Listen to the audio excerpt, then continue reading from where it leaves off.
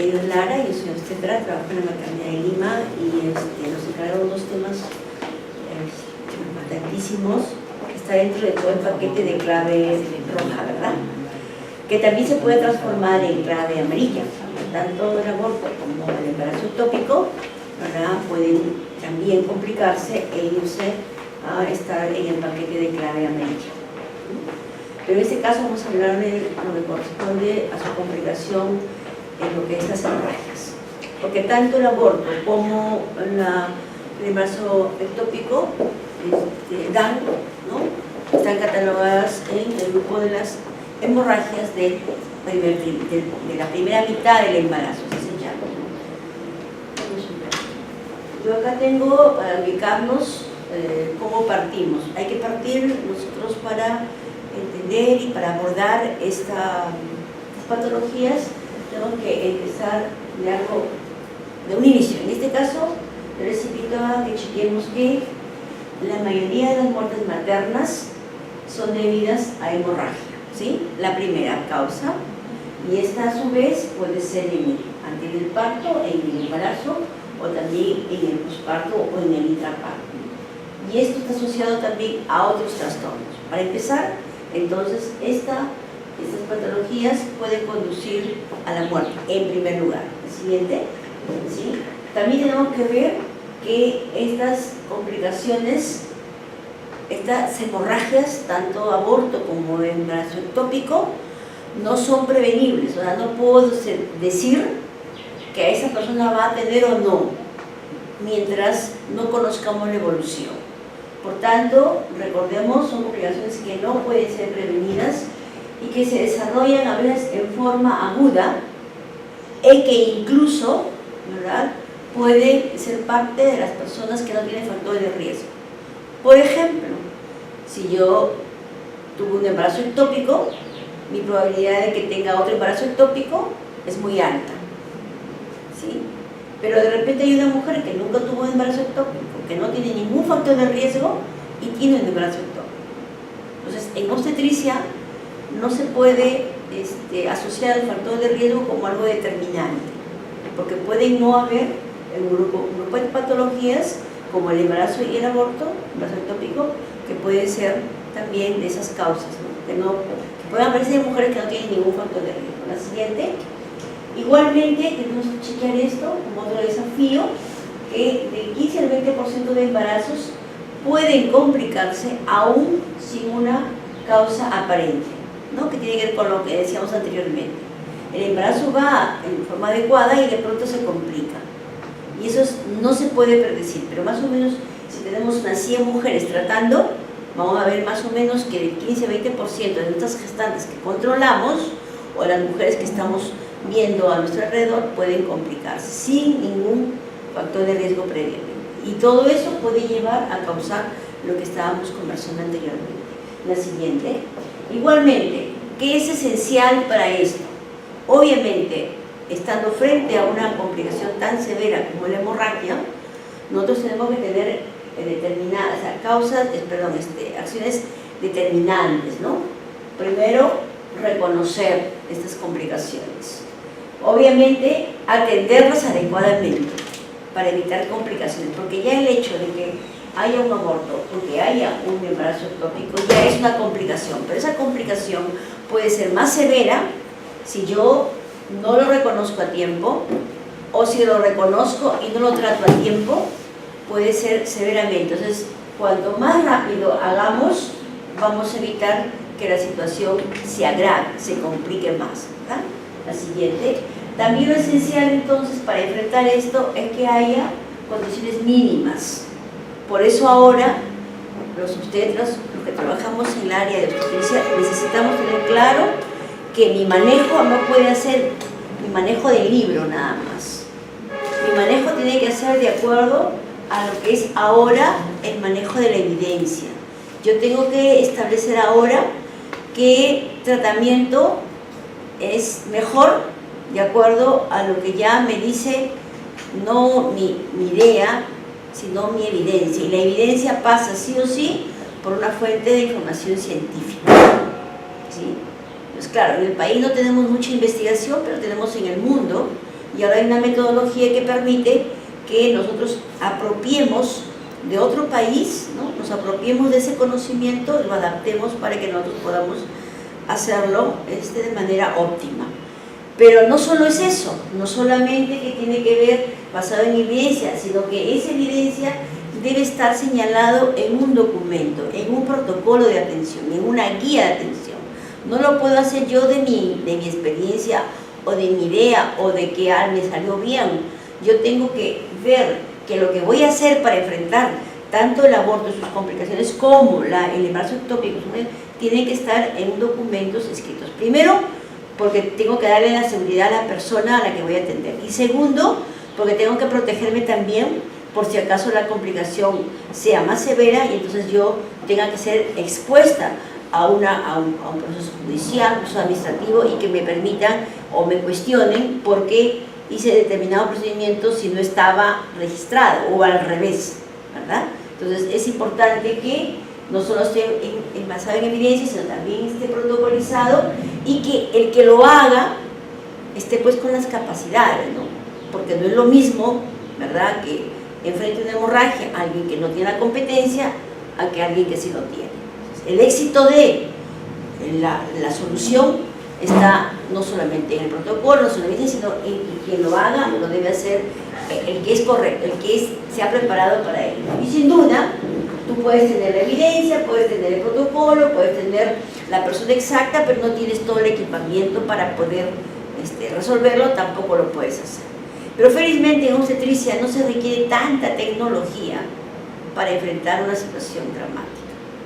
Pero sí se requiere obviamente la infraestructura, el banco de sangre, etcétera, etcétera. Pero no es una cosa trágica, ¿no?, que no conozcamos para ponerlo en práctica previamente. La siguiente, ¿sí? Y finalmente, ¿en qué va a acontecer cuando hagamos todo aquello que hemos estado mencionando? Va a acontecer que el impacto que nosotros tengamos aplicando adecuadamente los procesos, haciendo adecuadamente lo que corresponde, vamos a disminuirlo, vamos a tener impacto en la disminución de la mortalidad materna, que está chupón, ¿no? Creo que sí, ¿no? Pero, ¿por qué el impacto de la atención de la emergencia obstétrica, que es el curso, resulta ser más importante?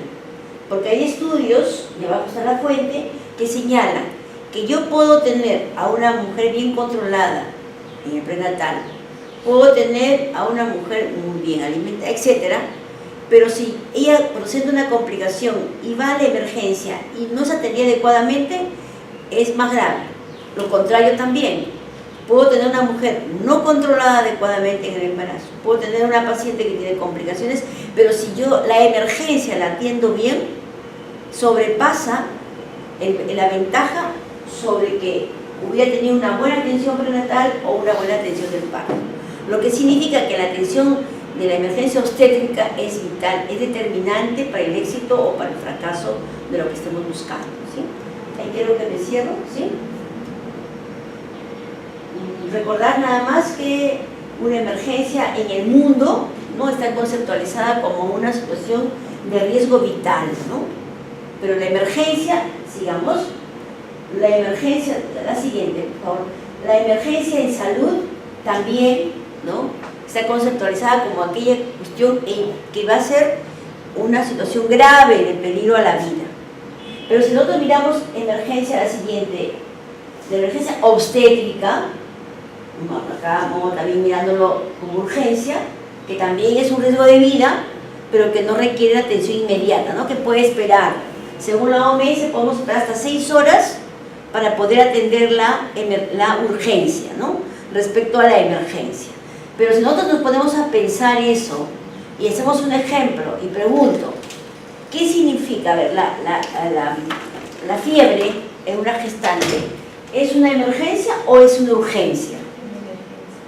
Una emergencia. Pero si no está en riesgo la vida. Una urgencia.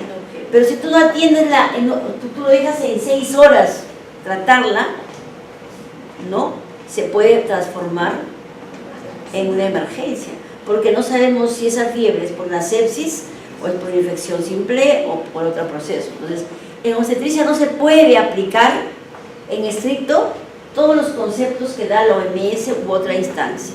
¿Por qué? La siguiente, por favor. ¿Y por qué? Porque hay una aparición, decíamos, una aparición que no viene planificada. Tú puedes tener una gestante adecuada, o sea, normal, y de pronto tiene un sangrado. Pero si no tenía nada, o sea, estaba bien y tiene un sangrado, o se rompió la fuente. Entonces, frente a la situación, o sea, es una complicación que aparece, ¿verdad? Y que sí o sí pone en riesgo la vida de la mujer o la del niño. En este caso hay dos. La siguiente, a ver, aquí está. Este sí es de una norma más específica del anterior. Acá sí me señala que es una aparición inesperada o repentina que pone en riesgo, ¿verdad?, la vida de la madre, ¿sí?, y que requiere una atención inmediata. La siguiente, esta norma ya no solamente me señala que la atención de emergencia es una emergencia, también me incluye la urgencia. ¿Por qué? Porque tenemos ese criterio de que una fiebre, por ejemplo, podemos esperar, no es urgencia, no es emergencia, perdón. Y acá esta norma, que es la vigente, y que nos va a regir, a la que nosotros todos debemos estar pegados permanentemente cuando tenemos una gestante, nos indica que la atención de la emergencia obstétrica incluye esas actividades que se brinda a la gestante, parturiento en situación de emergencia o de urgencia. Por tanto, para obstetricia, la emergencia es emergencia y la urgencia también es una emergencia, según esta definición. Y así hay que tratarla. Claro, si yo tengo una fiebre y tengo una hemorragia, de hecho que me debo abocar a la hemorragia de pronto, pero no puedo demorarme a ver lo otro, porque lo otro también puede ser, ¿verdad?, una situación visiblemente simple, pero puede estar, así como hay una hemorragia, puede haber un shock séptico que también es dramático como la hemorragia, ¿no? Eso es lo que en obstetricia tenemos que manejar.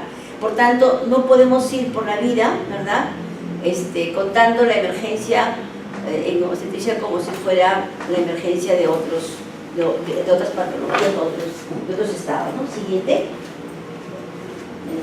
La siguiente, ya aquí, y por esto nosotros tenemos que, tenemos un criterio, mirar como la atención al gestante complicada es el conjunto de actividades, intervenciones y procedimientos que se brinda a la gestante que presenta patologías durante el embarazo, pero referidos al proceso. Recuerden este proceso de diagnóstico, de estabilización y de referencia, ¿no? Porque la emergencia, la atención de la emergencia obstétrica se basa en eso. Frente a un hecho repentino, frente a un hecho inesperado, tú tienes que tener el esquema del ver presente. Diagnosticas, estabilizas y refieres. Eso en cualquier emergencia obstétrica. Y de eso hoy día nos vamos a referir, ¿ya? Creo que hemos terminado esa introducción y pasamos ya al primer tema, ¿sí? El primer tema, hay unos cuadros más que van a realizar ustedes porque me permite mirar, ¿verdad? Es la siguiente, me permite mirar que nosotros en cualquier emergencia de salud está organizado por prioridades. Si tenemos en una emergencia una prioridad 1, que es una emergencia grave, la prioridad 4 puede esperar, ¿sí? Entonces hay que mirar en obstetricia, según la emergencia común, ¿dónde están nuestras prioridades? Se ubican en la 1 si es una hemorragia, en la 2 si es una amenaza, ¿no?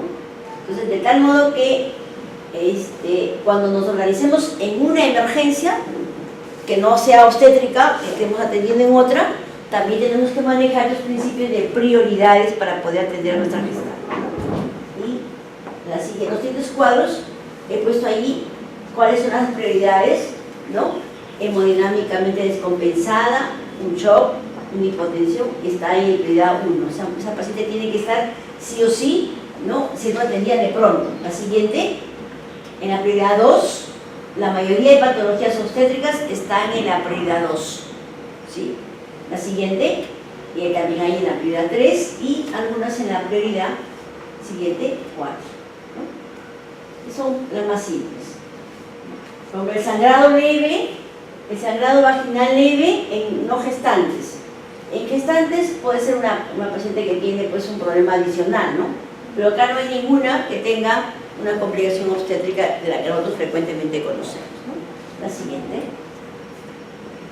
No olvidar que si tenemos 100 mujeres, aproximadamente 40 de ellas, ¿verdad?, gestantes, van a sufrir de algún problema asociado al embarazo.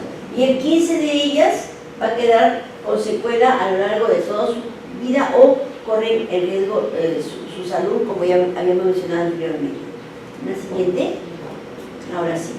Entonces, en ese marco quisiera que nos ubicáramos, ¿no?, para que cuando vayamos desarrollando las patologías, vayamos tomando lo que es importante. Cuando uno hace la presentación, bueno, hace extensión a varios ítems, pero acá lo esencial es que logremos obtener de estas patologías, vamos con aborto, buscando qué es lo que me sirve para enfrentar la emergencia, ¿correcto? Porque de eso se trata, ¿no? Este curso que nos actualicemos, nos hagamos más expertas manejando la emergencia. Y la emergencia tiene un esquema ya determinado que es el DER. ¿Recuerden? Diagnosticar, estabilizar y referir. No, esa no es. De aborto. A ver, permítanme. Hay que salir de acá porque tenemos que entrar a otro.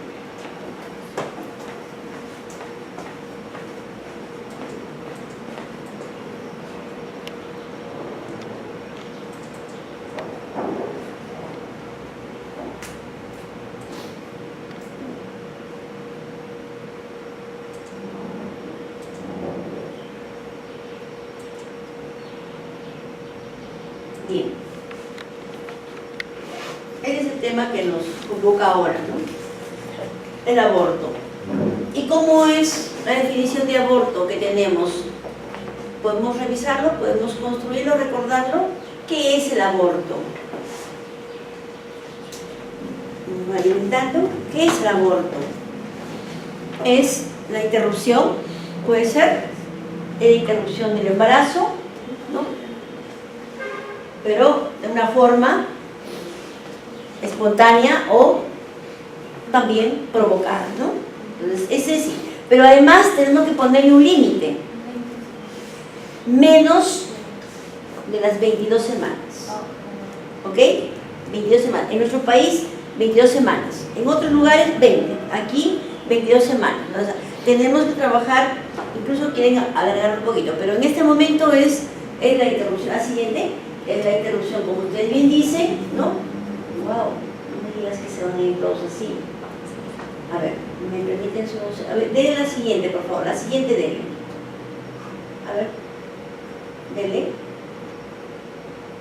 No, creo que solamente es eso. Retroceda, por favor. Bien. No. Escuchen.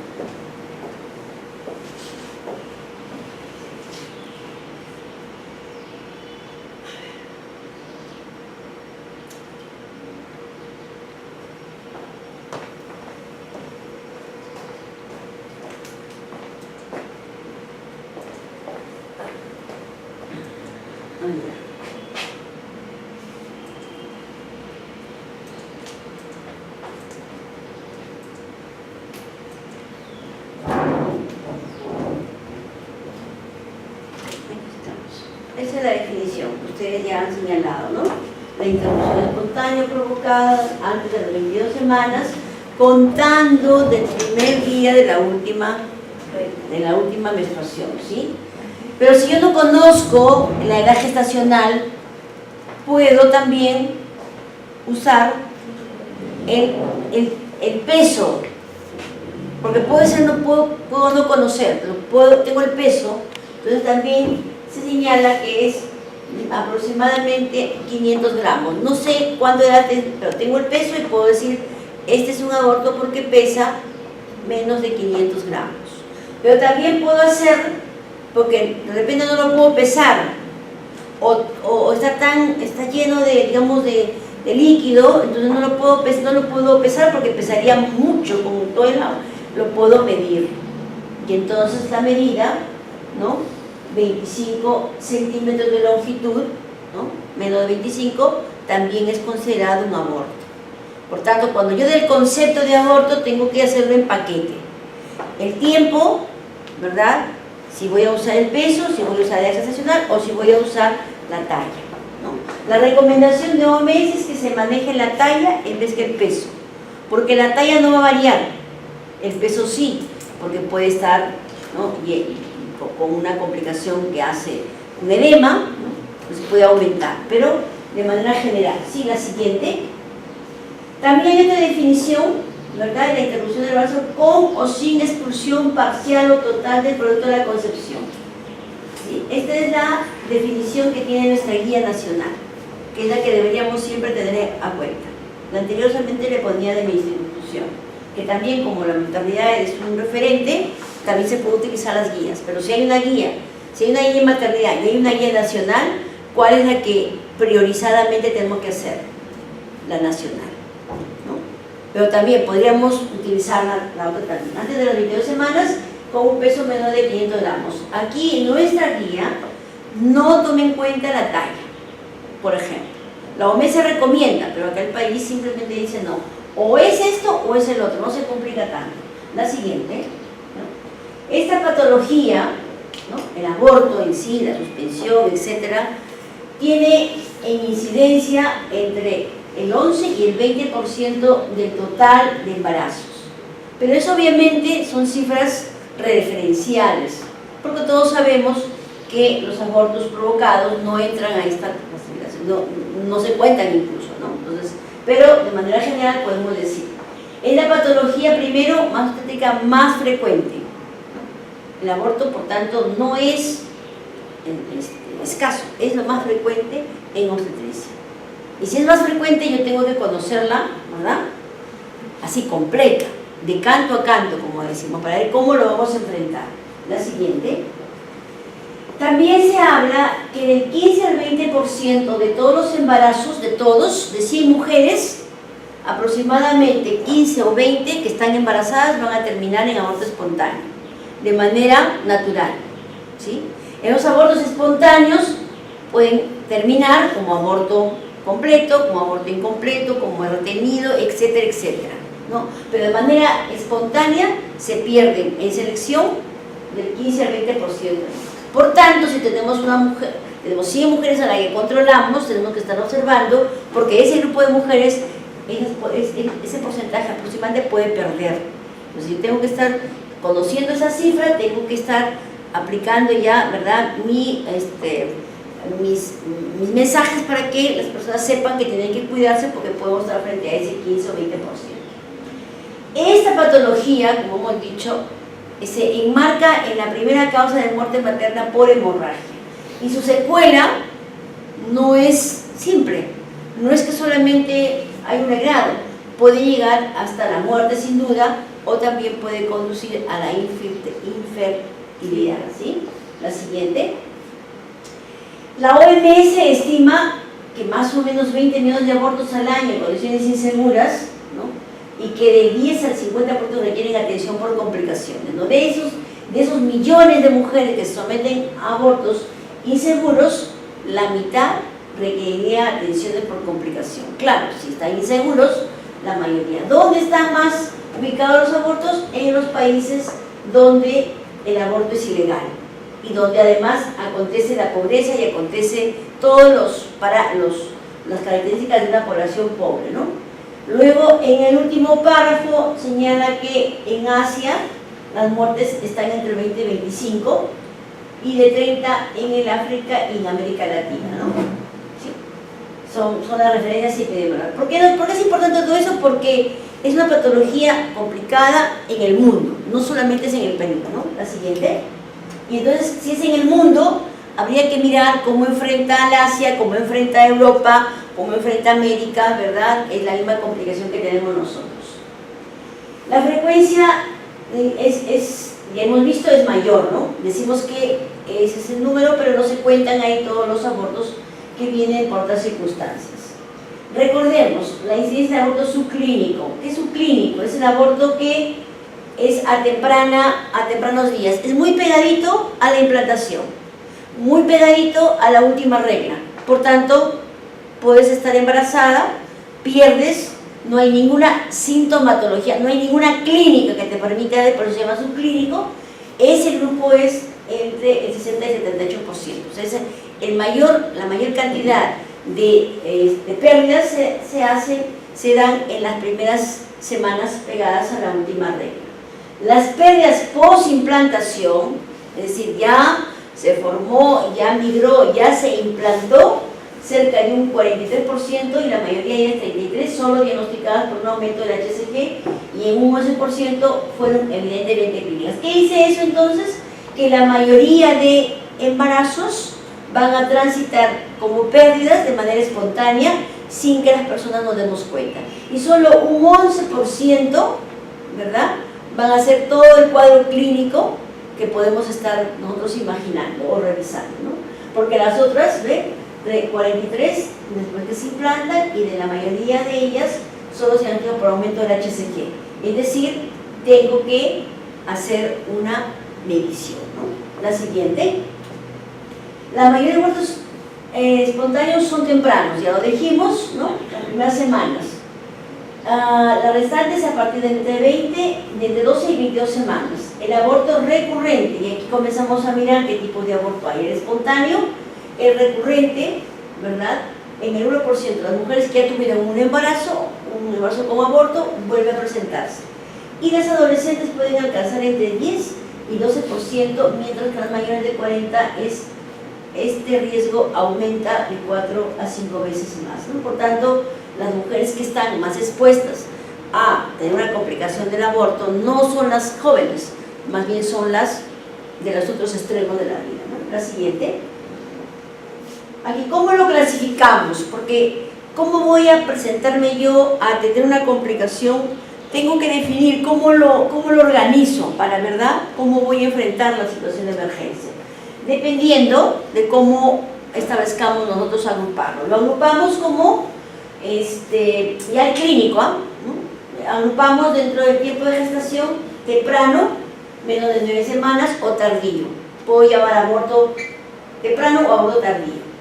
Puedo llamarlo también por la forma como se presenta, si es espontáneo, si es inducido o es terapéutico, aunque el inducido también es un terapéutico, ¿no? Porque el terapéutico yo induzco, solo que hay una diferencia porque este es legal y el otro es ilegal, ¿no? La siguiente. También, retroceda un poquito por favor, la clasificación en el aborto espontáneo, la siguiente. La clasificación es la que continúa, gracias. La siguiente, ahí nomás, por favor. Entonces, esta clasificación es de aborto espontáneo, es decir, es la pérdida espontánea, ¿no?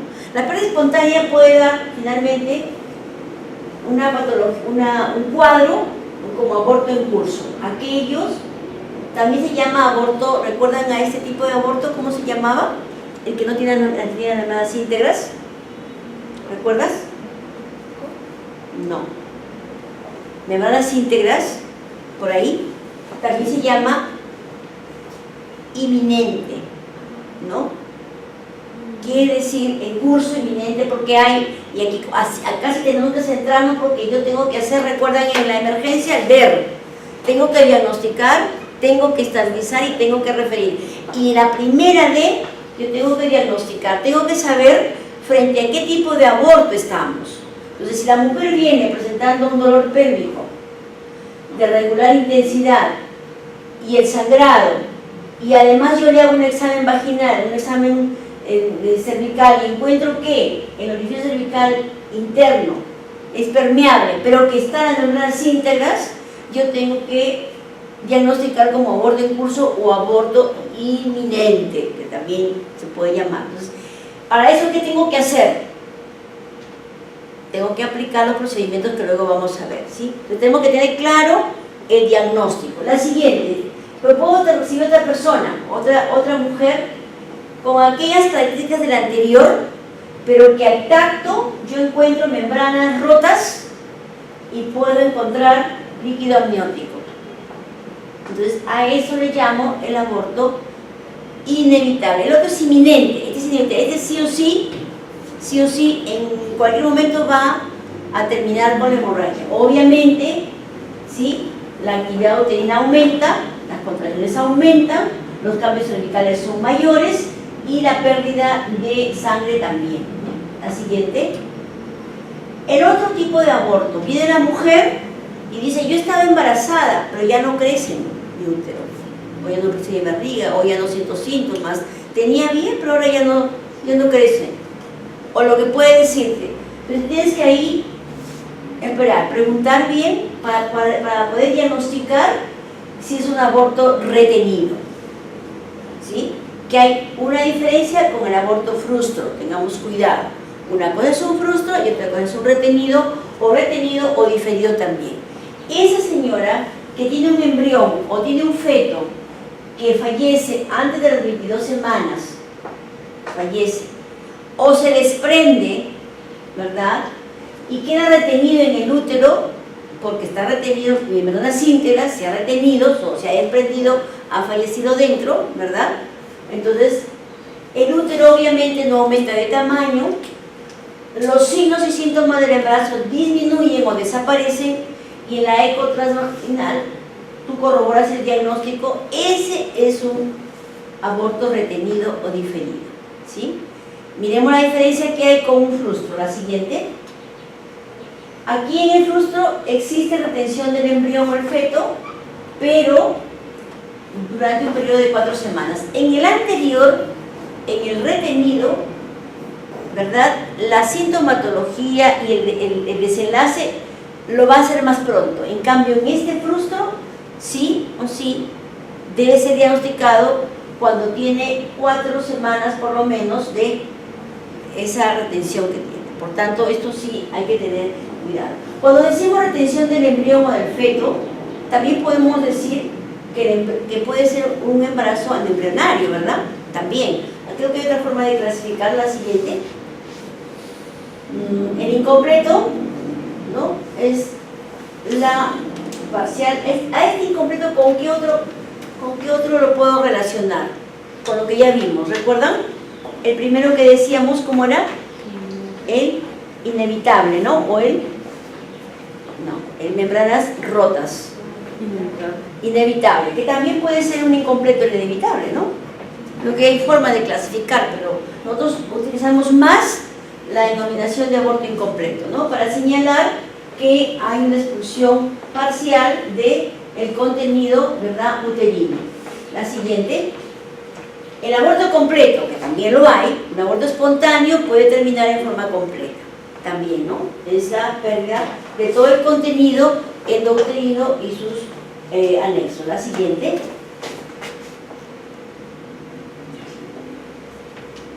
¿Cuál es la causa? Obviamente, cuando diagnostico, mi preocupación es el diagnóstico, no es la causa. Puedo luego encargarme de la causa, ¿sí? Pero si yo sé que la causa tiene que ver con una infección aguda, yo solamente no trataré la hemorragia, también trataré la infección.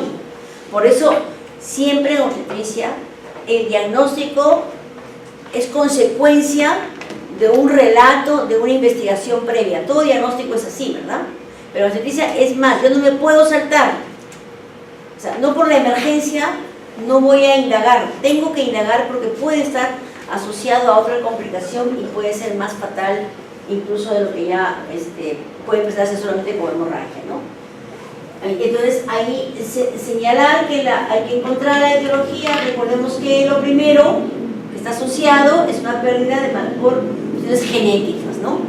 Hay que explicar a la madre que es un proceso que ella dice, no, yo no hice nada, estaba bien y de pronto perdí el embarazo. Claro, hay que decir que la mayoría de pérdidas que suceden de esa forma se deben a malformaciones genéticas, ¿no? También puede haber infecciones agudas, etcétera, o enfermedades interrecurrentes que pueden terminar en aborto. La siguiente. La mitad o 2/3 partes de los casos están asociados a lesiones cromosómicas. Es una tranquilidad para todos, pero no estamos viendo la causa, pero la consecuencia puede presentarse como un inevitable, y finalmente por eso es emergencia, porque se convierte en una hemorragia. La causa puede ser distinta, la consecuencia es la que estudiamos con más amplitud porque es lo que más daño causa. La siguiente. ¿Sí? ¿Cómo se asocian? ¿A qué están asociados estos cuadros? Están asociados, como reiteramos, a los factores de origen, en este caso fetal, puede ser origen materno o también puede ser origen paterno, ¿no? Las alteraciones cromosomiales o genéticas están asociados o con el mismo feto o con el padre o con la madre. La siguiente. Los factores de riesgo para la muerte materna después de un aborto son la edad gestacional. Cuanto más edad gestacional tenemos, ¿no? Más riesgo tenemos.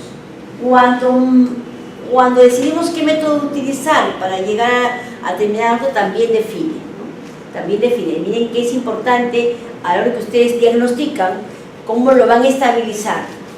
Porque estabilizar en obstetricia, en hemorragia, es empezar el tratamiento o dar el tratamiento. Si yo tengo una hemorragia por un aborto incompleto, lo más probable es que no llegue a referirla, porque el lugar donde voy a referirla es muy lejos. Yo tengo que en ese momento decidir aplicar el método para resolver esa hemorragia. Pues si yo no tengo más que un par de guantes, o de repente se me acabó el guante y voy a tener que hacer otras cosas, debo recordar que lo que determina, ¿no?, la solución o la complicación está en que cuanto más grande sea el feto, cuanto más grande sea el brazo y cuanto más posibilidades tenga de utilizar las herramientas adecuadas para poder evacuarse, si se tiene que hacer, ¿no? La siguiente. Factores cromosomiales, creo que hay que pasarla. La siguiente, por favor, la podemos revisar. Aquí detengámonos para ver la edad, ¿no? En los extremos de la vida, ¿no?, está asociado más el aborto, ¿no? La multiparidad, sin duda, el antecedente de aborto previo, el embarazo no deseado, la violencia familiar, los factores hereditarios en la madre. La siguiente. También podemos encontrar infecciones, esas infecciones que estamos tratando reiteradamente y no encontramos cultivo, solo porque cultivamos secreción vaginal y en esa secreción vaginal no identificamos estos gérmenes, ¿sí? Tenemos que tener en cuenta que enfermedades crónicas también son determinantes para un aborto. Las siguientes. Igual hay endocrinas, desnutrición también, alteraciones uterinas y por supuesto los traumáticos, ¿no? La siguiente. Las inmunológicas, que es otro grupo, las ambientales, que es otro grupo, junto con los paternos, constituyen las causas, los factores asociados o determinantes para el aborto. La siguiente. ¿Cómo llegan las personas a la emergencia o al consultorio? ¿Cómo llegan las mujeres que están en trance de aborto? ¿Cómo llegan? Generalmente no llegan solas, generalmente, ¿no? Llegan acompañadas. Generalmente no llegan temprano, generalmente llegan tarde. Generalmente no llegan tranquilas, generalmente llegan muy preocupadas, porque el que ve sangre, ¿verdad? La sangre, felizmente, es una alarma considerable, ¿no? Pero puede ser que la mujer que llega tarde no solo llegue con hemorragia, también puede llegar con fiebre. Como se ha quedado, ojo, un aborto espontáneo, un aborto incompleto, un aborto frustro, cualquier tipo de aborto, sin que toques, o sea, sin que haya manipulación, también puede llegar a ser una vía de infección. Porque ahí decimos, no, es que ¿qué te has hecho? Yo no puedo pensar que la señora que llega con fiebre se ha hecho algo, se ha practicado un aborto en condiciones inadecuadas. Tengo que pensar también que cualquier otro tipo de aborto también me puede exponer a la mujer a la infección, ¿sí? La hemorragia aguda, por supuesto, ellas llegan, cuando llegan tarde, las mujeres llegan sangrando, pero tú tocas el pulso y ese está taquicárdico, o de repente, ¿no?, esta hipotensia, si es que es el extremo más grave, ¿no? Sospecha de un abdomen agudo quirúrgico, porque uno piensa que el dolor en esa zona puede ser por otra causa, porque ella niega que no hay contacto sexual. No tengo pareja, no puede ser posible, pero en todo caso, de primera instancia, porque sobre el embarazo hay muchas situaciones sociales, ¿no? La gran mayoría de mujeres que no esté unida, siempre la primera situación es la negación, no acepta que eso puede ocurrir. El compromiso del sensorio también puede una paciente que llega, si llega con hemorragia, con taquicardia, con hipotensión, la madre va a llegar acompañada de alguien, generalmente porque ya no puede hablar, no puede referir, ya no recuerda, ya no ve, ya no siente, no ve adecuadamente, ¿no? Esta alteración del sensorio. Si hacemos un examen, hay una leucocitosis con desviación izquierda, abastonados en gran cantidad, significa que hay pus, ¿no? Por donde toques hay pus a través de los leucocitos, y la función renal o hepática que hacemos está alterada. Estos signos son los más severos, porque también puede llegar con retraso menstrual, también puede llegar con sangrado, puede llegar con amenaza de aborto. No puse la amenaza de aborto porque no se trata el tema. Sin embargo, una amenaza de aborto puede terminar en un aborto incompleto y puede terminar en todo este mismo cuadro, no hay que olvidar. Siguiente. ¿Cómo diagnosticas? ¿Cómo diagnosticas una paciente? Primero, tiene que chequear la gestacional, porque si tiene 21 semanas con 4 días, la mujer va a entender que ella ese bebé lo tiene que tener, porque ya pasó mucho más, casi 5 meses, ¿no? Nadie va a creer que a los 5 meses va a haber un aborto. Tiene que determinar finamente el diagnosticar la edad gestacional, y tiene que caer en ese rango, menor de 22 semanas. 21 semanas con 6 días, con 23 horas y con 20 no sé cuántos minutos, con 70 minutos. Eso es lo que va a caer a la hora que sacas el diagnóstico. Porque incluso hasta legal es, ¿no? Si tú imaginas, terminas, ¿no?, o asistes a un aborto incompleto de 21 semanas con 6 días, con 23 horas, podrías estar en el límite y podrías estar metiéndote en un problema también legal. Entonces, muchísimo cuidado con eso. Luego, obviamente, ¿cómo haces la edad gestacional? Lo haces mediante el retraso menstrual o la menorrea, si es que hay, lo haces si es que hay dolor en el hipogastrio, si hay dolor, si hay sangrado, si hay o no expulsión del producto, si hay o no fiebre, ¿no? Tengan cuidado todo esto cuando es una adolescente, no hacerlo de manera individual, ¿no? Y basta que tengas una mujer que llega sangrando y tiene fiebre para que tú inmediatamente te protejas como profesional, porque esa persona podría decirte que tú le has causado. Voy a hacer un tacto vaginal, si es que lo tienes que hacer, porque si estás en un lugar donde el hospital está muy cerca, tú no la vas a decir, señora, váyase, no, tienes que nuevamente diagnosticar, estabilizar y referir. No la vas a mandar a la mujer que llegó a tu consultorio o a estación de salud donde estás atendiendo, va a ir con sangrado, y tú la vas a mandar con sangrado sin una vía, ¿no? O sea, no puedes, tienes que actuar, y para actuar tienes que estar bien cimentada en su diagnóstico para evitar complicaciones también legales. La siguiente, ¿sí?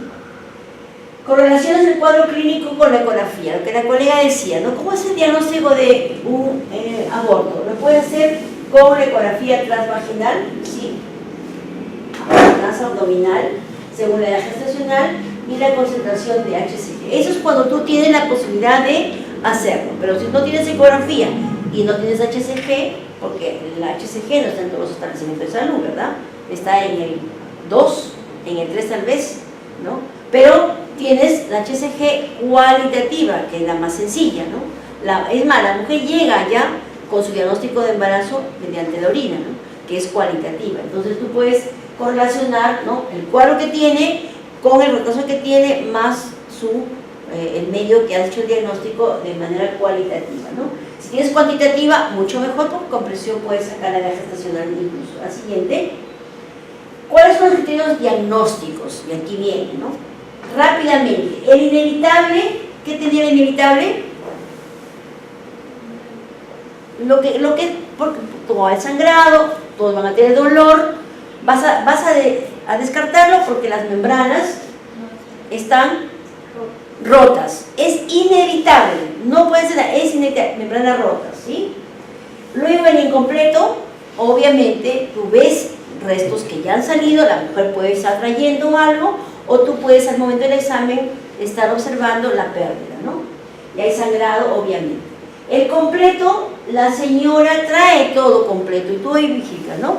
Está el embrión, está la bolsa, ¿no? Está la placenta, ¿no? Si es que ya hay placenta, ¿no? Todo completo lo trae. Entonces tú dices, esto verificas con una eco, ¿no? Una ecografía, y tú tratas como... En un aborto completo, tú tendrías que hacer la estabilización y la referencia, no tendrías que referir, porque la solución ya se ha dado. Lo que tendrías es que ¿no? hacer la observación y la derivación. Ahora, si tú estás con dudas, no puede ser ecografía, no tiene verificación, mejor la derivas incluso a la que tiene aborto completo, ¿no? Por si acaso, ¿no? Porque de repente si no tiene la posibilidad de poder observarlo directamente, puede que haya quedado algún resto adentro y entonces te complica si no lo deriva. La siguiente. En un aborto retenido, en un aborto diferido. Aquí sí el diagnóstico es ecográfico. No se ve embrión o un diámetro, el diámetro mitad del saco gestacional de 25 minutos con una eco abdominal o de 18 con una eco transvaginal. Tiene importancia muchísimo cuando tienes que diagnosticar un aborto retenido, lo tienes que hacer ecográficamente, ¿sí? Luego, en el séptico. En el séptico puede haber cualquiera de los tres anteriores, incluso este, pero con fiebre. Fiebre y sangrado con mal olor.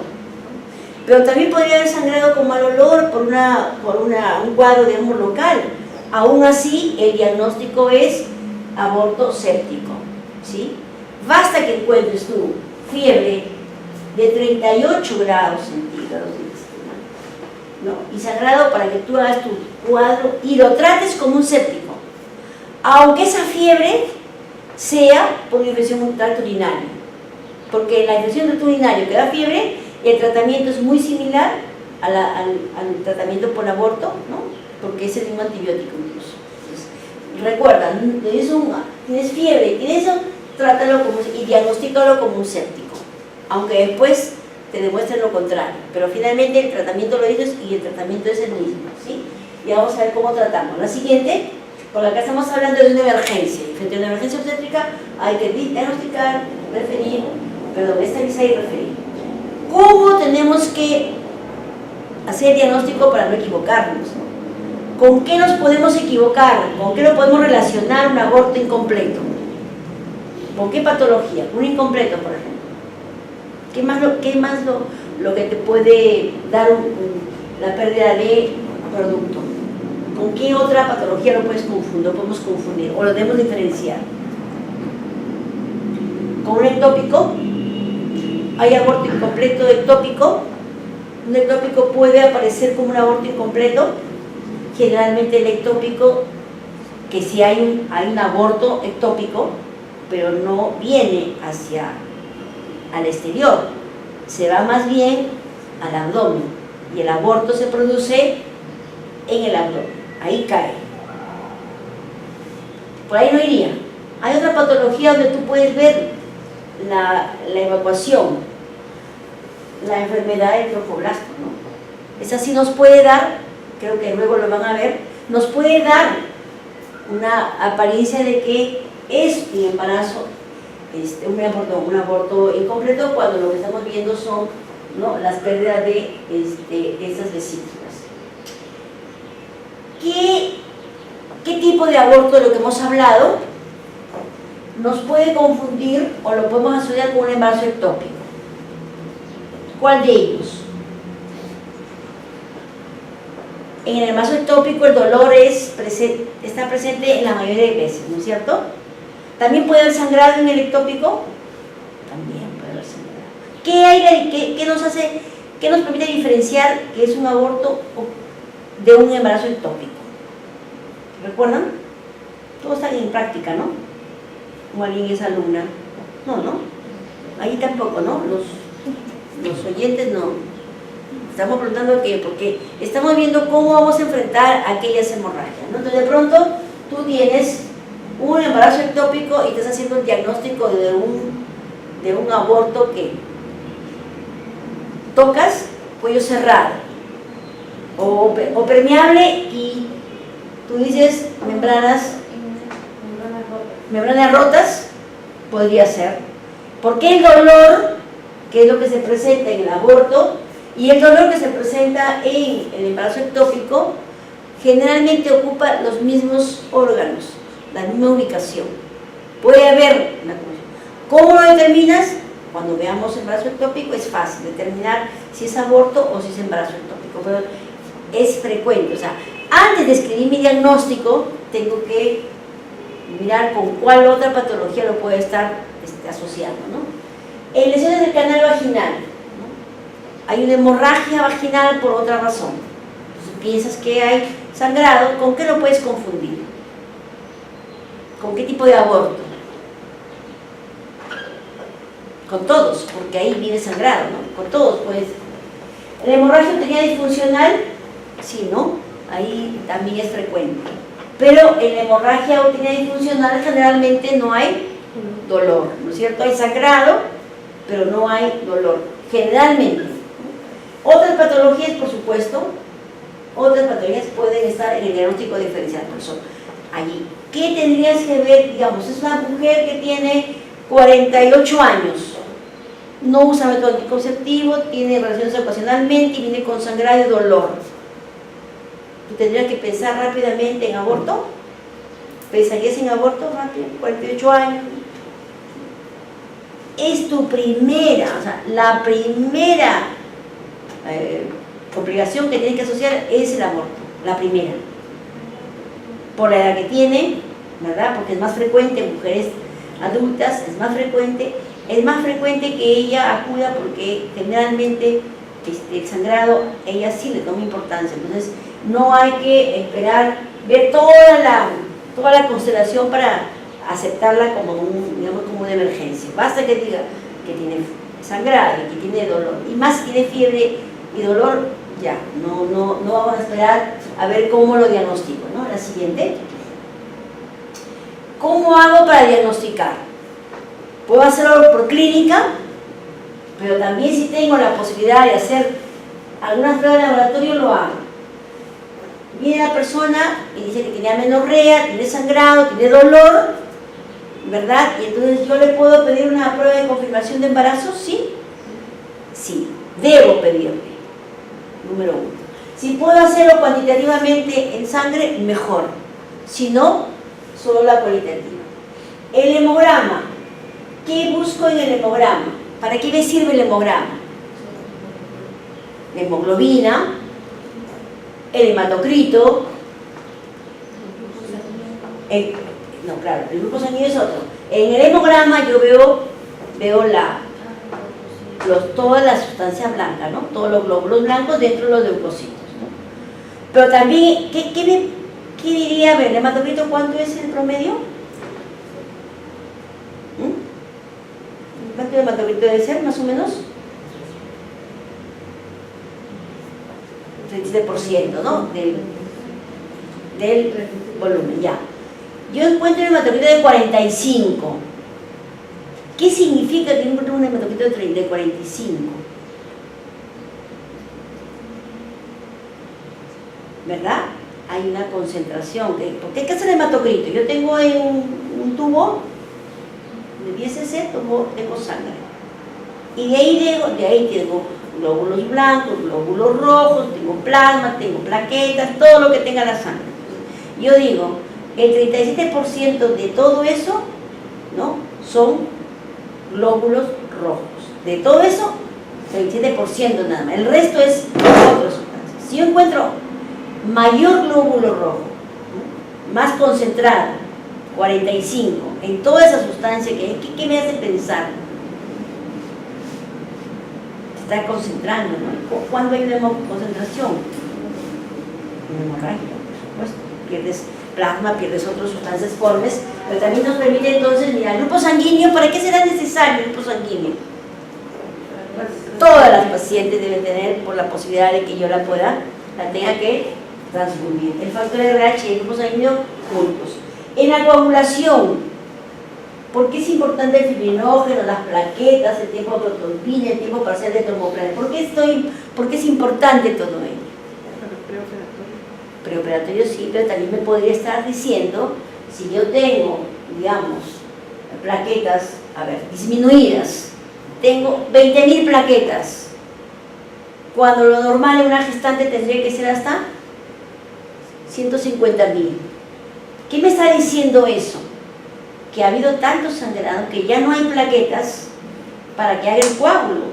Ya se alteró tanto y a las 20.000 que quedan prácticamente estarán sosteniendo alguna parte del organismo, pero están en decadencia. Entonces yo tengo que mirar si el tiempo de trombina, que es para que se forme el coágulo, está, en vez de ser ¿cuánto? 11 segundos, se posterga a, digamos, ¿a cuántos? A medio minuto. ¿Qué estaría diciendo?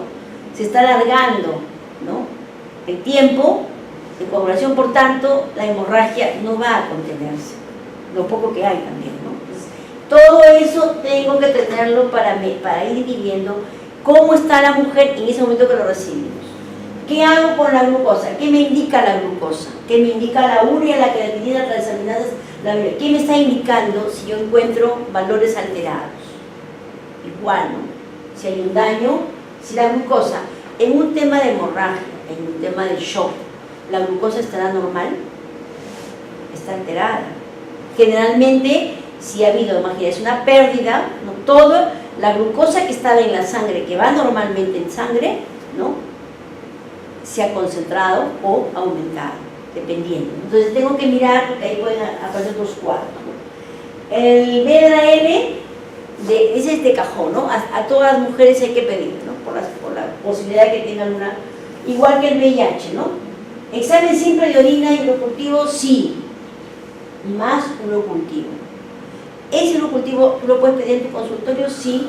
Lo puedes pedir en primer nivel también, ¿no? Dura 12 horas, la podemos tener a la temperatura ambiente y luego llevarla, ¿no?, dependiendo de dónde estemos. La siguiente, en ecografía, ¿qué hacemos?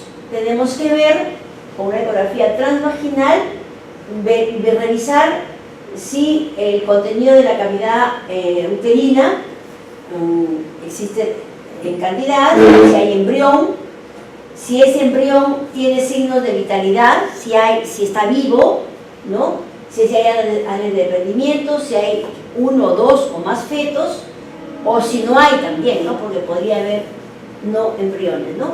En los exámenes especializados ya esto no lo tenemos a la mano, pero también deberíamos hacer un estudio para ver si el aborto no se ha producido por otras situaciones como el lupus eritematoso, etcétera.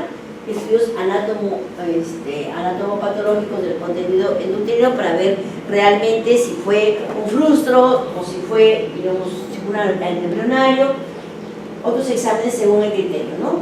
Vamos a la siguiente. Plan de trabajo. ¿Qué haces en un aborto? Estableces un plan, por supuesto, ¿no? Tienes que revisar. Si es una señora que no tiene hijos, tienes que pensar que esa señora que no tiene hijos y que viene con aborto, el daño que puede tener va a ser más severo, ¿no? Y la forma de enfrentar también, ¿no? ¿Qué tienes que hacer? Mirar, obviamente, y luego hacer las interconsultas. Si hay complicaciones, obviamente todo esto se hace en el hospital, haces a la paciente el consentimiento informado y si son adolescentes, tenga o no la complicación, hay que hospitalizarlas para terminar el estudio. La siguiente. Es importante ver dónde estás atendiendo, en qué nivel te encuentras, ¿verdad? Si tú tienes una paciente que llegó con un aborto completo, todo ok, no necesitas derivarla. A esa la tratas ambulatoriamente, no vas a congestionar la emergencia para que vaya por emergencia, no, la puedes atender en la vía, en el ámbito ambulatorio. Reitero, la pérdida de sangre, el aborto, es un estigma en las mujeres que lo presentamos, ¿no? Cualquier mujer que tenga una pérdida, siempre queda la sospecha de que la gente va a pensar que yo he hecho algo, ¿no? Siempre se asocia a eso. Por tanto, las personas que vienen siempre vienen un poco tardío a ver si se resuelve, ¿no? Entonces ahí viene mucho de cómo actúes tú que recibes a la paciente. El no juzgarle, el darle más bien afecto, porque en ese momento, si fue embarazo y no fue entre el matrimonio, no fue entre la relación de convivencia, no fue entre la relación normal, ¿no? Siempre hay un estigma sobre las mujeres. Entonces ahí tienes que darle el apoyo afectivo, está dentro de lo que tienes que hacer. No es una cosa si te queda tiempo, no, esa es parte de la atención, ¿no? La consejería desde luego, y después del aborto los métodos anticonceptivos para prevenir, ¿verdad?, un embarazo inmediato. La siguiente, ¿qué hacemos en la estabilización? Ya hemos hecho el diagnóstico, hemos decidido, o en nuestro análisis es un aborto incompleto. Tenemos ¿qué hacemos para estabilizar y luego referir? Porque si estamos en un hospital 2-1, 2-2, ahí se va a tratar. Pero si tú estás en un centro de salud, llamamos. ¿Dónde trabajas? Materno. Ah, ya, es 1-4. Ahí se resuelve, ¿no? ¿Tú y yo? Estudias, ok. Vamos a decir que tú estás en una posta, te llega una paciente. Claro, vamos a decir que eres obstetra. Porque incluso el que no es obstetra está obligado a dar la asistencia, ¿sí? Pero vamos a imaginar que tú estás en un puesto de salud que queda, a ver, ¿dónde? ¿Tú dónde trabajas? Está en Cailín. Acá, ese es de Pasco. No, aquí no. Sí, en Villa María, sí. ¿Cómo se llama? Cailín. Ya. Shogun, creo que parece. Bueno. Bien, entonces vamos a ponernos en el ejemplo. Tú estás en el hospital, tú estás en tu materno y tú estás en un primer nivel, en una posta de salud, donde hay de todo, pero ese todo es nada, ¿no? Más o menos, pero es un centro de salud 1-1. Entonces, tienes a la misma paciente la vamos a tener los tres. Y es una paciente que está hemodinámicamente estable, es decir, que su presión está normal, su pulso está normal, o por lo menos, porque nadie que está con un sangrado, su pulso va a estar normal, ¿no? Pero digamos que está hemodinámicamente estable. Si la señora tiene un aborto no complicado, es decir, menos de 12 semanas, a esa señora le van a hacer el procedimiento del AMEO. ¿Sí? Si tienes a una paciente igual hemodinámicamente estable, pero el aborto no complicado, pero es de más de 12 semanas, el protocolo dice hacer el grado uterino. Por tanto, tienes que darle la información que es un proceso, ¿no? Acá hasta el momento todavía estamos viendo cómo estabilizamos. También luego, en el frustro, si hay un aborto frustro o retenido o diferido, mayor de 2 semanas, ¿sí?, el manejo no es como el primero o como el segundo. Tienes que hospitalizarla sí o sí. ¿Para qué? Para que luego la prepares primero, para dilatar primero y luego pasar al legrado uterino en la sala de operaciones. Todo es para la paciente hemodinámicamente estable, ¿sí? Las cuatro, ¿no? Se pueden trabajar, digamos, sin una presión, ¿no?, de una complicación más severa. La siguiente es una paciente hemodinámicamente estable. ¿Y el AMEO le puede hacer la obstetra o...? No, el legrado se hace, el AMEO y el legrado no se hacen en el ambulatorio. ¿En tu 1-4 hacen el legrado AMEO? No, se hace y no lo hace el obstetra. Según la norma, lo hace el ginecólogo.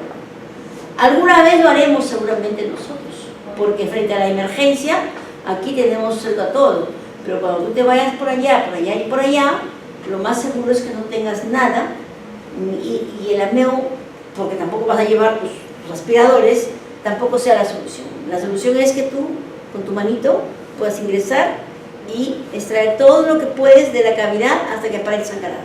Y luego la derivas, porque eso dice la norma. ¿Sí? Ahora vamos a mirar.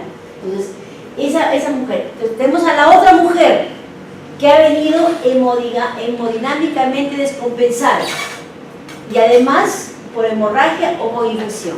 A esa mujer le tienes que estabilizar, la tienes que hospitalizar, pero está en tu 1-1-1-1, a venir a tu 1-1. ¿Tú qué vas a hacer en tu 1-1? No la vas a hospitalizar porque no se puede hospitalizar, pero tienes que canalizarla. O sea, toda mujer que viene a cualquier establecimiento de salud con un sangrado, la primera regla para estabilizar es ponerle una vía. Solo una vía con cloruro de sodio, nada más. Y 1000. O sea, tienes la paciente hemodinámica que tiene estable, pulso acelerado, fiebre o de repente tienes también hipotermia, que es el otro extremo. En cualquiera de los casos tú pones una vía, esa es la obligación, eso es la forma de estabilizar. Pones la vía con la aguja más grande que tengas, con el catéter, obviamente la clave roja que tenemos tiene en la boca número 18. Usas tu clave, estamos hablando de la clave, luego tú pasas 1000 a chorro y luego dejas el siguiente para pasarlo a 60. Mientras tanto, por supuesto, tú ya coordinaste la intubación. Si tú estás en tu hospital, en el 1-4, obviamente, eso vas a hacer también, si es que ya no lo han hecho antes, pero luego ahí inmediatamente oxígeno. No, pero no me ha hecho el médico. No tienes que decirte. Esto es el tratamiento para estabilizar en ese nivel. Y luego la sonda Foley con bolsa colectora para medir la diuresis. La sonda Foley y la vía se coloca en el primer nivel, en tu nivel. Tú tienes que, llega la paciente, tienes que colocarle la vía, la sonda Foley, porque tienes en la clave, ¿no? La clave roja trae la sonda. No trae oxígeno porque no hay, pero siguiente. Tienes que administrar tratamiento antibiótico, sí o sí, en tu primer nivel, tú también. Y tú, obviamente, más. ¿Qué tienes para agregar? ¿Qué tienes para manejar? Esto está en la guía. Tú debes utilizar cualquiera de estos medicamentos. Porque si la señora tiene fiebre, por supuesto, pero si la señora solo tiene hemorragia, solo pones la vía, pasas los 1000 y la llevas pasando los 1000 incluso. Y vas otro frasco listo, porque se va a acabar los 1000. O sea, los 1000 se acaba en 40 minutos, ya lo tienes, a chorro. Tienes que tener la otra para que luego regules y midiendo cuánto orinó, si orinó, ¿no? Y control de funciones vitales cada 15 minutos apuntado en tu hojita que llevas para referirla. Porque cuando tú llegues, no puedes llegar con la paciente, tienes que llegar con una hoja donde digas a tal hora recibió tal cosa, a tal hora estaba así, a tal hora su pulso, su presión, sus funciones biológicas, las que puedas tú registrar inmediatamente. Y eliges cualquier medicamento. ¿Qué de estos medicamentos tiene la clave roja? ¿Viene ampicilina? Sí, viene ampicilina. ¿Viene cefalotina? No tiene, no, solo tiene cefazolina, tiene ampicilina. Anteriormente damos penicilina G sódica. La guía que está vigente todavía lo menciona. Si en algún lugar tiene penicilina, clorfenicol también le puede dar, metronidazol también le puede dar, clindamicina le puedes dar, o le puede dar gentamicina, etcétera, etcétera. Tú tienes toda una gama de antibióticos que tienes en tu clave, porque en tu clave tienes ampicilina, tienes gentamicina y también tienes clindamicina. ¿Sí? Entonces tú utilizas eso para la dosis que le vas a hacer cuando estabilices. ¿Sí? En el caso tuyo, por eso te decía, es importante que yo primero diagnostique y luego para ese diagnóstico, ¿qué le pongo? Si no tiene fiebre, no le vas a poner antibiótico. Solo la vía, estabilizas y refieres. ¿Sí? La siguiente. En el caso de que la paciente, ya hemos dicho todas las pruebas que tenemos que hacer, esto generalmente se hace ya en el establecimiento de salud de mayor complejidad. Que le vaya bien, espero que me sigas viendo por el... Gracias. Ya está. La siguiente. Si hay signos de abdomen, ¿qué hacemos si es que hay signos de abdomen agudo? Por supuesto, ¿no? Porque puede ser ya que hay una perforación, hay una complicación mayor, ya esto se hace en el hospital de mayor nivel. Si hay fiebre o leucocitos, tratar como un séptico, ¿no? La siguiente, tratamiento médico, eso ya se hace todo en el hospital. ¿Y por qué tú tienes que saberlo? Porque tú lo vas a hacer allí, tú vas a administrar el misoprostol, tú vas a continuar la atención hasta que la paciente ya esté lista para pasar a la sala de operaciones, ¿no? Entonces, tienes que saber que el misoprostol, que es un medicamento, una prostaglandina, hay que administrarlo de determinada forma, ¿no? La siguiente, el tratamiento quirúrgico, también el tratamiento quirúrgico es a través del legrado o el ameo. Y eso se hace, obviamente, dependiendo en los establecimientos, en la sala de operaciones o en alguna sala en especial. La siguiente, si hay shock hipovolémico o shock séptico, hay que tratarla como corresponde. Y ese es otro paquete de procedimientos. La siguiente, y ya, ahora vamos a ver cómo se maneja el aborto en curso, ¿sí? Ya estamos terminando para ver cómo lo manejamos. Obviamente el aborto en curso es un sangrado profuso, por tanto tienes que indicar que se hospitalice, ¿sí? Le tienes que poner la vía conmigo, ¿ok? ¿Qué vamos a hacer? En tu nivel, ¿tienes ecógrafo? No tienes.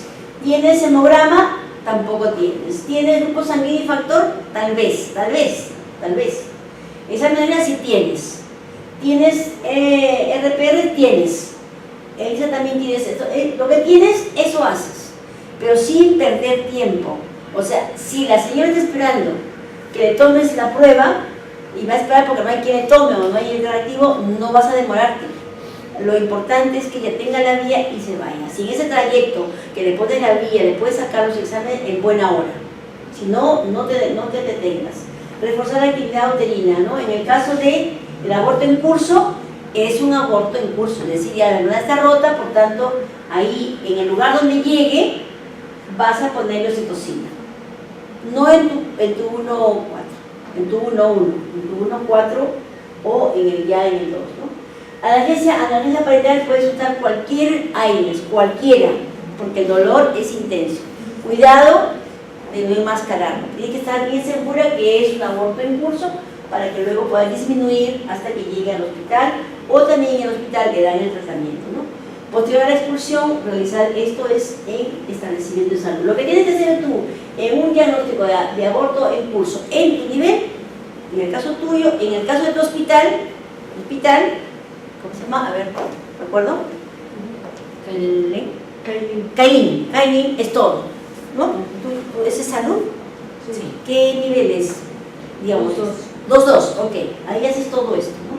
Todo esto. Siguiente, claro, cuando digo haces todo, porque el hospital hace, pero la obstetra ahí hace parte de eso, no hace el grado, no hace, aplica el tratamiento indicado por el médico, hace el monitoreo de las funciones vitales, el control del control obstétrico, porque la paciente que tiene un aborto es una paciente obstétrica, no es una paciente ginecológica.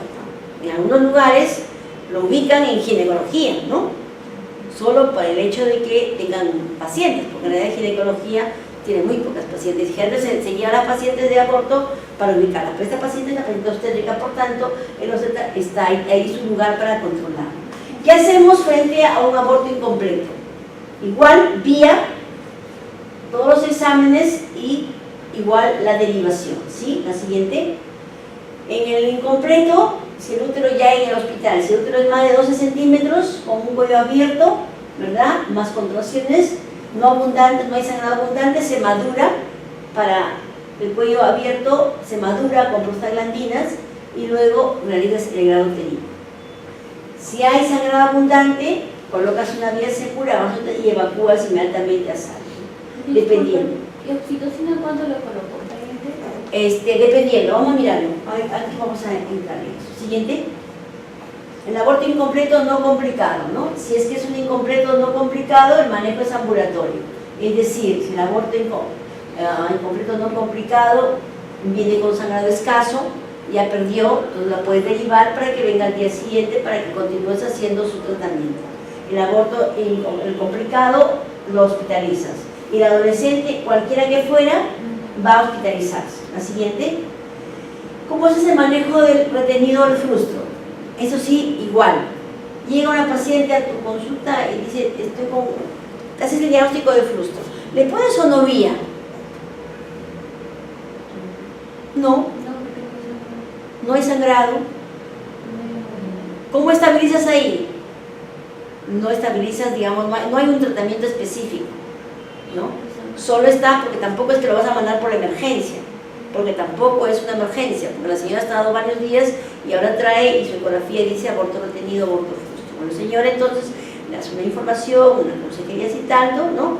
Y la derivas al hospital. Y dice que en cualquier momento puede, si tiene sangrado, tiene que ir al hospital. Y acá venimos, ¿cómo hacemos en este caso si es que tenemos que, tienes un aborto retenido con cuello cerrado, vamos a madurar con prostaglandina vía oral, ¿sí? O vaginal. El procedimiento se hace cuando se inicia el sangrado. En menor o igual a 12 semanas se madura con misoprostol, ¿sí? 40 microgramos, es ahí, está más la dilatación y luego la meo. Si en caso es mayor de 10 semanas, hospitalizas maduras con misoprostol vioral y luego expulsas en sala de operaciones. Igual, en ambos casos hay que mantener siempre el flujo de sodio. La siguiente. A ver, ¿qué hacemos con el retenido también? Si tienen alteraciones de las pruebas de coagulación, ¿no? Someter al legrado uterino ya, ¿sí? Y con la posibilidad de una transfusión sanguínea, es necesario ponerle, una persona que pierde sangre viva, no le puedes dar agüita nada más, le puedes dar agüita si ha que perdido un poquito, pero si ha perdido regular, el cloruro no le va a hacer más que diluir. O sea, tú necesitas ponerle glóbulos, ponerle sangre fresca para que pueda recuperar los glóbulos rojos que ha perdido. Recordar siempre que como complicación en cualquier procedimiento que hagas en un legrado, la perforación uterina está siempre como expectante, ¿no? Es una posibilidad que puede ocurrir, hay que tener muchísimo cuidado para eso. Esto es tarea del ginecólogo, por supuesto, pero el obstetra siempre está allí, porque incluso participa al momento del procedimiento, ¿no? En algunos casos, porque en algunos casos va a salir de operaciones.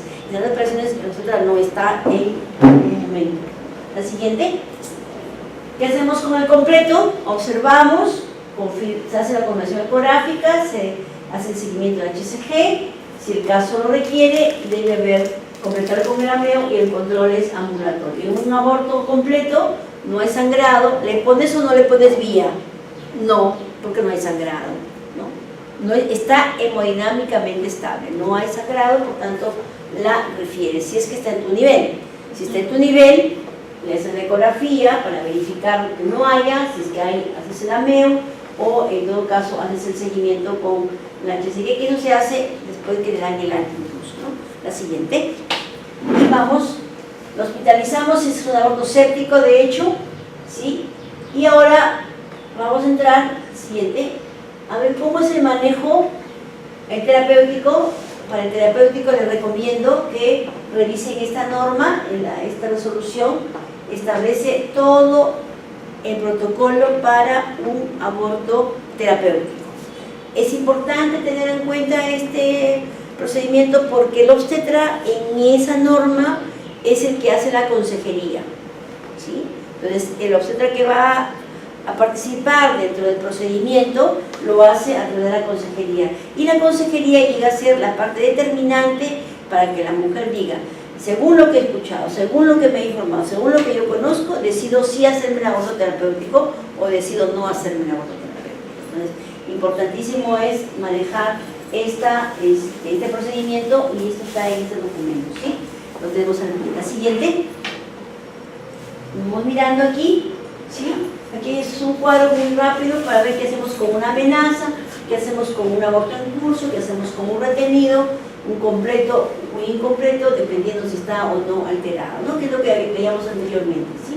De manera rápida nos podemos detener aquí y lo podemos chequear. La siguiente.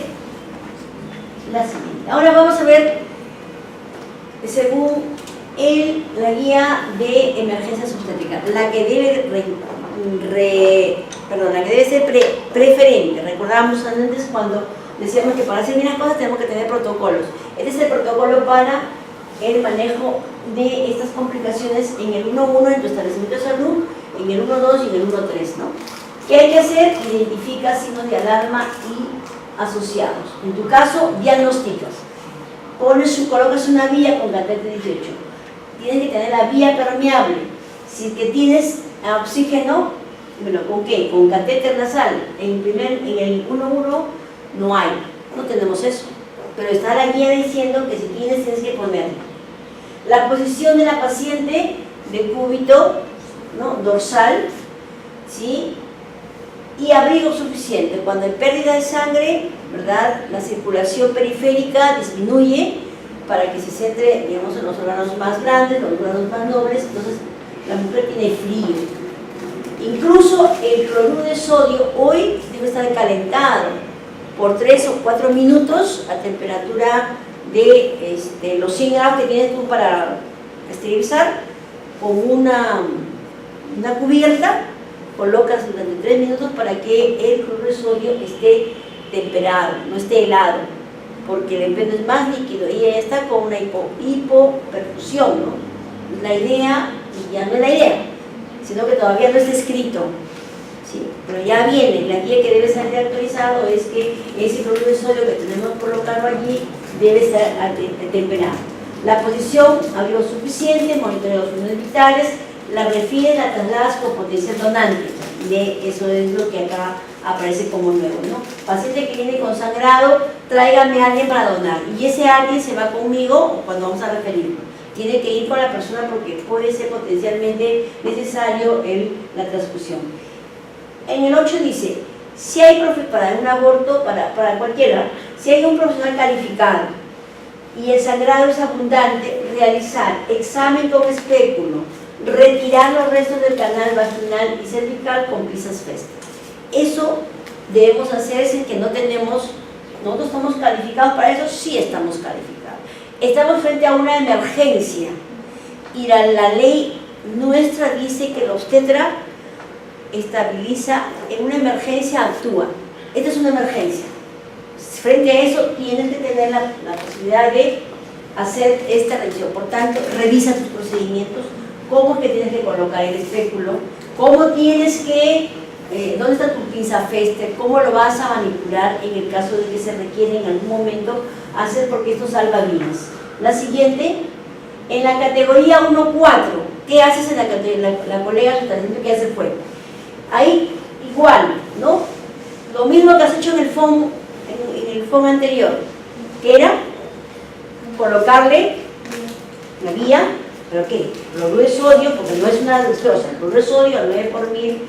¿Qué más? Decíamos colocarle sonda, la sonda, la cánula, ya, catéter para, no, perdón, ¿qué más decíamos? Todo eso del FOMP, le agrego a eso el tacto y el examen con espéculo, aunque ya si hay personal aquí preparado, ya lo hizo. Va el hemograma, va todo el paquete de exámenes auxiliares. Si hay una descompensación por shock hemorrágico, y hay médico capacitado, se hace el grado o el AMEU en aborto incompleto, no complicado. Si no, solamente estabilizas y derivas. Estabilizar significa colocar, ya recordamos, antes dijimos, 1 litro de cloruro de sodio a chorro y luego a 60. Eso es estabilizar si tienes un aborto, digamos, no complicado, pero que el sangrado es continuo. Aunque si es un sangrado abundante, ya es complicado, ¿no? Ahí tenemos sí o sí que sacar a la paciente si estamos en el 1.4, porque en el 1.4 no le van a hacer el grado, o salvo que algunos en 1.4 estén adecuados para eso. Sí, es complicado, la vía se le deja A chorro. hasta llegar a la establecido. Hasta llegar a estar haciendo 1 litro. 1 litro. Con eso logras rescatar un poco y luego la llegas a 30 gotas. Hasta seguramente que en lo que tú vas trasladándola, vas refiriéndola, ya se acabó el litro. Y tienes otro para continuar. Siempre caliente. Por eso, ¿dónde lo vas a calentar? Eso sí, hasta en baño María puedes utilizar. Hasta en baño María. ¿Perdón? Si hubiera un microondas. Si un microondas sí, pero cubierto de, digamos, con ¿cómo se llama? Con una sábana, una solera, bien envuelto, puedes colocarlo, sí. Eso ayuda para que la circulación periférica, digamos, mejore en algo, porque ya con tanta, digamos, con tanto disminución que tiene, el riego periférico está totalmente disminuido, ¿no? Si refieres a la paciente, o sea, eso tienes que hacerlo en el 1.4, pero si la madre tiene, la persona tiene fiebre, presión peritoneal, dolor, tienes que pasarlo sí o sí al nivel superior, igual que en anemia severa, porque requiere transfusión sanguínea y eso no se hace en el 1.4. La siguiente, ¿qué hacemos y ahora viene por categorías en el aborto incompleto? ¿Qué hacen en el hospital? Hospitalizada, vía segura, ¿no? Porque así tú ya lo has mandado con vía segura, ahí continúan nada más, ¿sí? No hay nada en particular, solo que tiene todo el bloque de análisis, que es lo que va a ayudar para que el ginecólogo determine qué va a hacer, si va a ser AMEU o va a ser un legrado uterino. La siguiente. Hará AMEU si hará AMEU o legrado, cualquiera de los dos, si es que es menor de 12 semanas, ¿no? Previa dilatación del cuello si fuera necesario. Si el útero tiene más de 12 semanas, 12 centímetros, perdón, aquí centímetros, no semanas nada más. Si el útero tiene más de 12 centímetros, un cervix abierto, existe contracción uterina, simplemente aquí está, ¿sí? Procura la expulsión de los, o sea, estimulas, aquí está, usas 30 unidades internacionales de oxitocina en 500, ¿sí? Concentrada, es decir, tendrías que poner ahí 6 ampollas en 1000, ¿no? Y luego haces el legrado uterino. Eso lo dice la norma. En un cuello cerrado, cuando hay contracciones, sangrado no es abundante, tienes que madurar con misoprostol 200 microgramos en el fondo del saco cada 6 horas por 4 dosis, ¿no? Y luego haces el legrado uterino con vía segura. En el hospital se maneja siempre la vía permeable, mantener la vía permeable y ya las indicaciones del médico, porque ellos tienen que determinar si se madura o no. Ahora, un examen vaginal en el hospital sí lo puede hacer, o lo debe hacer, la obstetra lo debe hacer, porque es parte del procedimiento para informar cómo va avanzando, si es que estamos madurando, si es que ya completó o de repente ya está expulsando. La siguiente. Muy incompleto en la categoría en los hospitales. También, si es que el procedimiento en aborto incompleto, si hay hemorragia abundante, coloca vía segura con oxitocina y evacúa. Si el cuello está cerrado, igual, realizas primero la dilatación y luego la histerotomía abdominal. Si es que tú ves que el sangrado es abundante y que no hay dilatación, por más que has usado A, B, y no se permeabiliza, no tienes que esperar que evacúe por canal por cervix. Tienes que ir de frente a hacer la histerotomía en este caso, ¿no? Para salvar la vida. Los ginecólogos tienen que tomar decisiones muy rápidas ahí, y por eso las juntas médicas, por eso funciona toda la decisión para poder establecer. Porque si haces una histerotomía, que es una incisión en el útero, ¿verdad? El riesgo de complicaciones mayores para los partos siguientes, siempre hay que buscar el beneficio frente al riesgo, ¿no? En este caso, el riesgo de perder la vida. La siguiente. Con un aborto incompleto también luego haces el aborto incompleto no complicado, el manejo es ambulatorio, ya dijimos. En el aborto complicado el manejo es hospitalario, ¿no? Y siempre en la adolescente es hospitalario, sea complicado o no complicado. La siguiente. En un aborto retenido solo se hace en hospital, hospitalizas, realizas este tratamiento igual. Si es que está cerrado, ojo que aquí, como ha estado retenido, ¿no? Hay la posibilidad de que ya haya una alteración de los factores de coagulación, y por eso tienes que asegurarte bien en hacer todos sus exámenes auxiliares, ¿no? La siguiente. ¿Qué haces en un aborto retenido diferido? La categoría, luego, pues, ¿cómo lo haces? Lo hacen con AMEU o legrado igual, ¿no?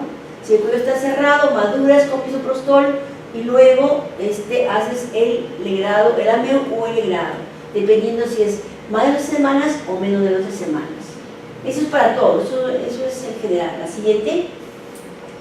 El aborto retenido, si el procedimiento de aborto retenido con pruebas de coagulación alteradas, haces legrado nada más y luego transfundes, ¿no? Porque no es que vas a decir que se está exiliando, no. Ahí cuanto más tiempo pasa, la paciente tiene factores de coagulación alterados. Tú no puedes seguir esperando, tienes que meter a esa paciente primero, porque cuanto más esperas, mayor alteración puede producir en la sangre y mayor complicación también. La siguiente, depende del pronóstico de qué ha habido, ¿no? Si es una paciente que ha tenido hemorragia severa, el pronóstico no es bueno. Igual, si ha tenido una infección, igualmente. La siguiente, y estamos terminando, ¿sí? Intento de alta, das el alta cuando esté estable. La siguiente es de los hospitales. La complicación más frecuente, la hemorragia, el shock séptico, el hipovolémico, que se perfora el útero, que hay desgarro cervical, que hay una periperitonitis, se ha complicado. La siguiente, pero también vamos a encontrar la siguiente, vasos ectópicos, podría ser complicado también, una infección pélvica, anemia, daño psicológico, incluso la muerte. La siguiente, hay un grupo, la siguiente, de mujeres que han estado, anterior, por favor, mujeres que han tenido abortos espontáneos, pero que en este caso mujeres que han recurrido al aborto, ¿no? Nos hemos salteado, ¿no? Pero acá hay la consecuencia del aborto no solamente es consecuencia física, también hay consecuencia social, hay consecuencia económica, la madre queda pobre, hay consecuencia social, la madre queda excluida o la mujer queda observada, hay consecuencia psicológica, ¿verdad? Todo eso son manejos que en las guías no traen. En las guías solamente tú resuelves el problema de que no se muera por sangrado y le das de alta. Sin embargo, nosotros tenemos que adicionarle a ese paquete de atención todo el soporte emocional, ¿no? Porque si el aborto se ha practicado el aborto porque hay una violación o un incesto, esa mujer, aparte de la violación, aparte del aborto, tiene toda una secuela de por vida, ¿no? Entonces hay que manejar. Desde luego, en el país el aborto inducido es penado, salvo el terapéutico, que no es penado. No es legal, pero es penal. Es legal, pero no es penal. El otro no es legal, pero sí es penal, ¿no? En este caso, lo tenemos allí para poder atender a la mujer, no solo desde el punto de vista físico, sino también de todo su entorno. La siguiente. Vamos, uno más, ¿sí hay? Se fue. Ahí,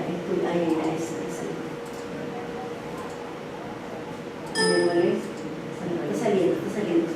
Bien, en todo caso, luego viene todo el paquete de las mujeres que no se provocaron el aborto y pierden. Es un embarazo, un aborto frustro, ¿no?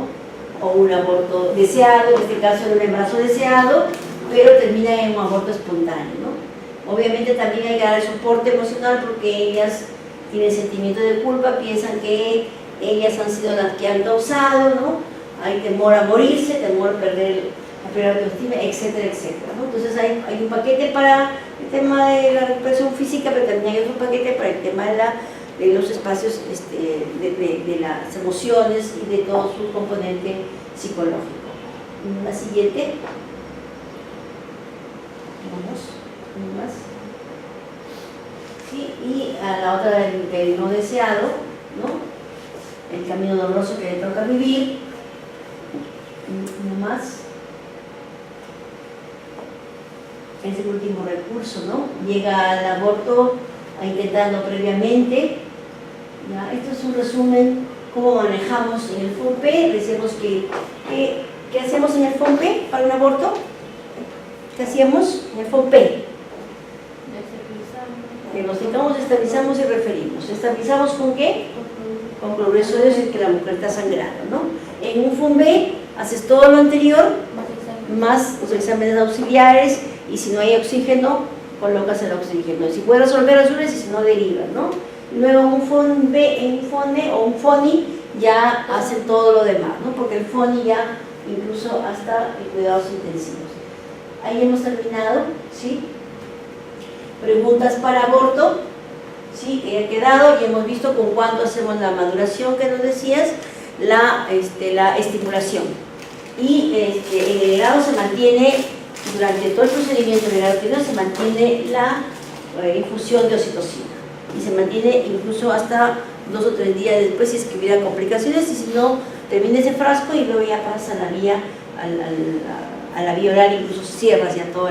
Si es que ha sido uno complicado, ¿no? O ha sido un complicado y le ponen la sangre, tener cuidado que cuando pasamos paquete de sangre, nos dice, bueno, vamos a pasar cuatro paquetes de plaquetas, vamos a pasar 4 de sangre fresca, vamos a pasar 4 de crío precipitado, ¿no? Un montón, que así pasamos. No hay que olvidar que cada 4 paquetes que coloquemos, sea de sangre, sea de plaquetas o de cualquier otro derivado, hay que agregar una ampolla de gluconato de calcio para prevenir la precipitación de esta sustancia que tienen los componentes, no me olvidé, ahorita lo vamos a ver con embarazo ectópico, ¿sí? Recordar eso cuando manejamos hemoderivados. ¿Qué más? Las vías. ¿Qué hacemos con la vía? ¿Qué es una vía segura en realidad? ¿Qué vena utilizamos o qué vaso utilizamos para abordarla? No es la que tú ves, es la que tú palpas, ¿sí? Y ninguna muy distal. Si tienes que irte a las medias, mejor, porque podríamos utilizar las basílicas o las cefálicas, ¿no? Las que tenemos más. No porque la paciente no se deja o porque no la encuentras, porque obviamente cuando hay una pérdida de sangre, la circulación periférica va a estar disminuida y va a ser muy difícil que tú logres tu cefálica, tu basílica, va a ser muy difícil. Entonces buscas la mejor. Si es una mediana, una cefálica que viene, una basílica que viene de arriba, de esa la vas a coger, la guía, ¿sí?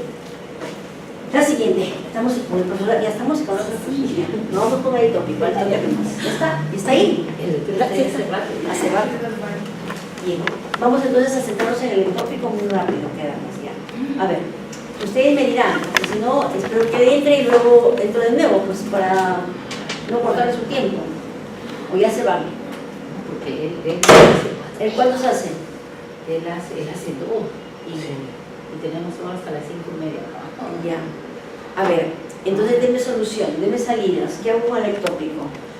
Tenemos dos participantes, digamos, y luego lo ponemos. Me lo puede. Claro, yo lo pongo, ahí se la ya me pongo. lo deja y a ellos se los entregamos en el CD. Ya. En el tópico hay que revisar muy rápido el tema cómo diagnosticamos. Es porque el tratamiento es muy similar al aborto, porque la mujer tiene dolor, la mujer tiene sangrado y la mujer puede tener complicaciones como la infección.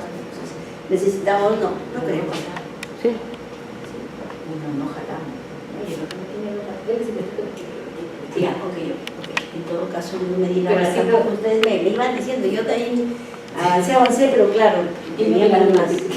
Ah, ya. Pero sí me lo deja. Sí lo dejo, en todo caso. ¿Y los que están aquí, cómo lo ven? ¿Lo van a No, pasar? lo tenemos.